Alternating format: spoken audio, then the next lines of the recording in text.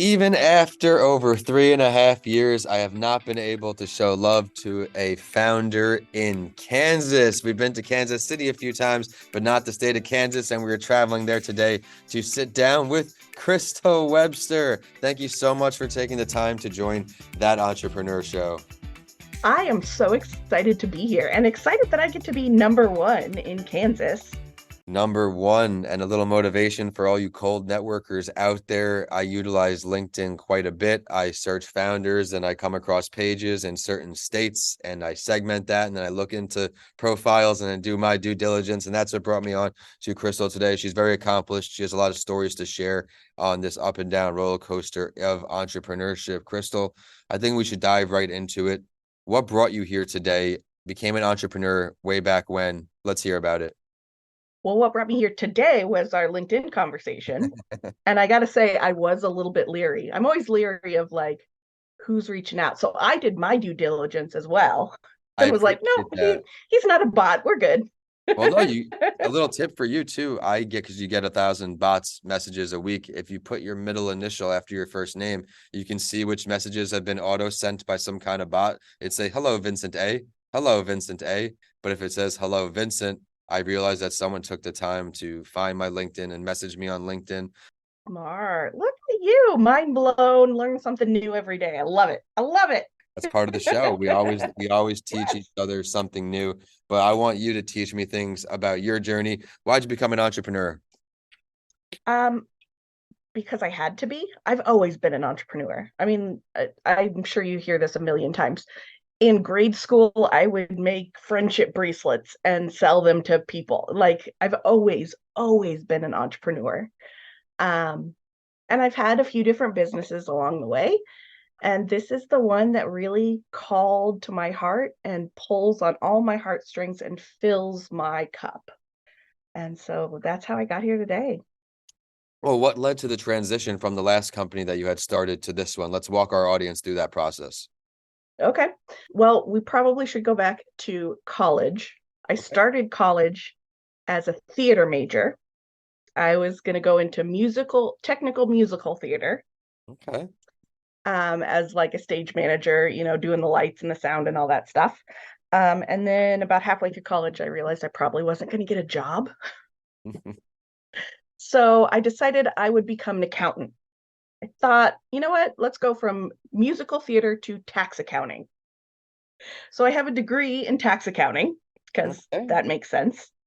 Had a job as a tax accountant for a few years, realized that I am not a very good sit behind a desk all day crunching numbers kind of person. Um, and so I went into residential real estate. So I actually sold houses, which is very cutthroat, Yes. as I mean, like a lot of the things you hear are true. But it fit very nicely with both my personality and the fact that I loved numbers, and I still love numbers. Like there was a really good mesh there, and I did that for a decade or so. Loved it, loved a lot about it. Um, and also it was just kind of what I did to make money and fill the time. It wasn't really a passion, it was a job. It was a career, it was a job, but it wasn't my passion. Um, and then sharing solace hit me like a bolt of lightning. There's really no other way to say it. And I immediately had to basically drop everything else because it was so overpowering. I dropped everything and went 150% into sharing solace. I love that. And sometimes we have to weather a few storms to arrive at our destination. And it seems like this, as you said, fell in your lap, but you're happy. I'm seeing you through the screen. It's putting a smile on your face. What are some things we should know about your company for everyone out here tuning in who has not heard of you yet? Which is probably everyone tuning in. You never So know. You never know. you never know, that's very true. Um, Sharing solace is really, so I say our mission is to help grievers grieve and lovers love their griever. We do that through technology elevated pass alongable gifts that are wrapped in a community of strength and support. I Um, love and that either really interests you or you're like, I'm out. Either I don't get it, I'm not interested. and then, we can walk away, and that's cool too. Um, but really, it's all about helping those that are going through a really tough time understand they're not alone and have not only something tangible to touch, but also a way to feel connected when they feel completely disconnected. I think that I unknowingly stumbled upon a potential mental health break guest as well on my mental health podcast. I didn't know that this is where this was going to be going. Now, you mentioned that it was from theater to accounting, and now you end up in the mental health space a bit. I have a finance degree, and I'm in the mental health space as well. What is your favorite part about being in this space? I'm sure it is very fulfilling for you to make a difference in the lives that you're making, especially because this company just seemed like your calling. Please walk us through that. The thing that I find most fulfilling, I think, is definitely the stories that I get to hear. I get the privilege and honor of hearing. Um, People don't talk about the yucky stuff in life because nobody wants to hear it. You Mhm. know, if it's not rainbows and puppy dogs and butterflies or Instagram worthy, nobody wants to hear about it. Right. And I love that. There's nothing more fulfilling to me, and maybe this sounds a little masochistic, but there's nothing more fulfilling to me than to need to hand someone a tissue and give them a hug. And I hear some stories that haven't been told in decades. Hmm. And I get to speak names of people that may have never been spoken out loud before. And I just find so much strength in that. Um, Especially in kind of my niche and um, my personal story, there's such a stigma around it. And so to be able to allow other people to say the hard things out loud and to just let them be hard is so meaningful to me. While we're talking about all this, where can we find it online for everyone out here who this may be resonating with? Where can we find the website? SharingSolace.com.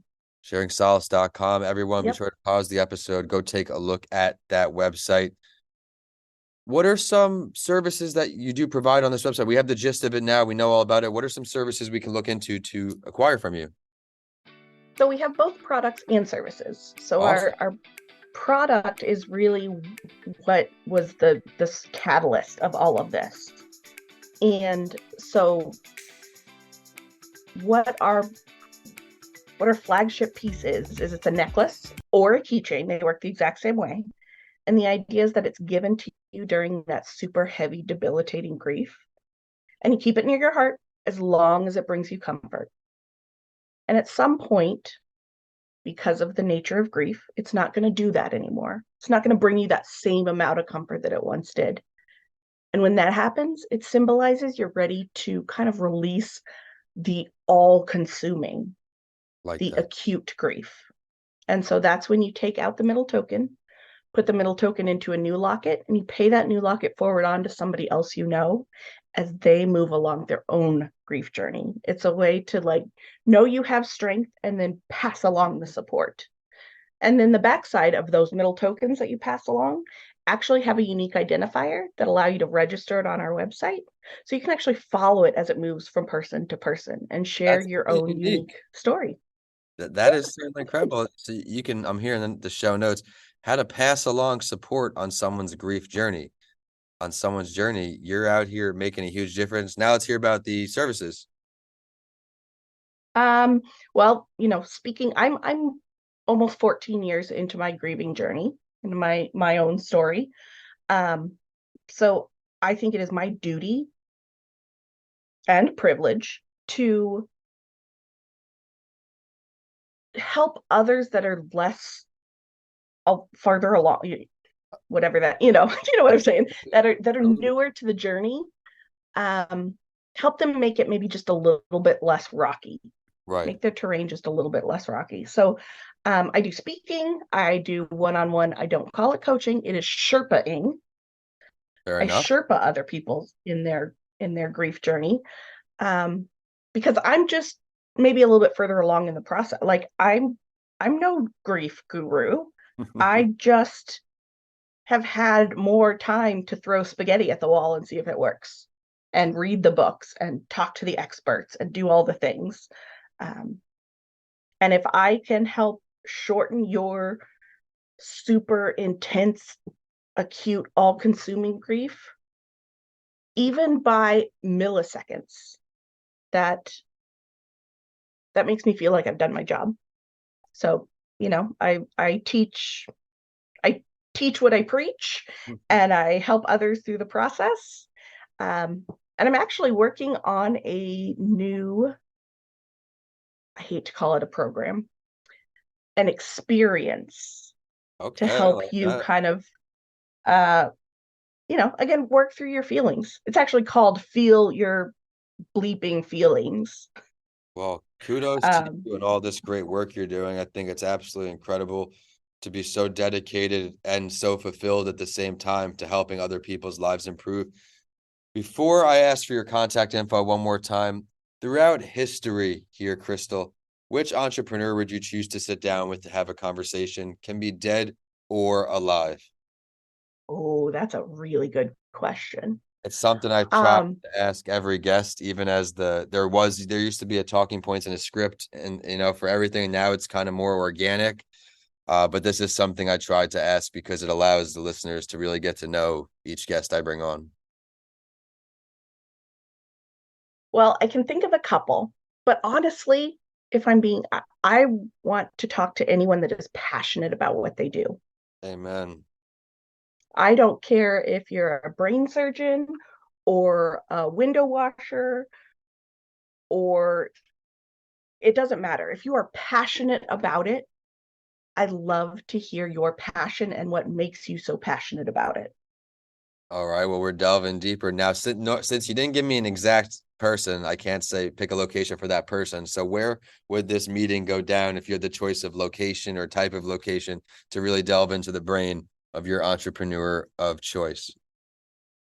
Um, on a beach with a cocktail that has an umbrella in it. um, I find I have the best conversations around just, not at the boardroom, not Right. in a coffee shop, just in the line at the grocery store, or, um, just completely random places. So, I mean, if I get to pick anywhere in the world, it's going to be sunny in a swimsuit There we by some sort of water.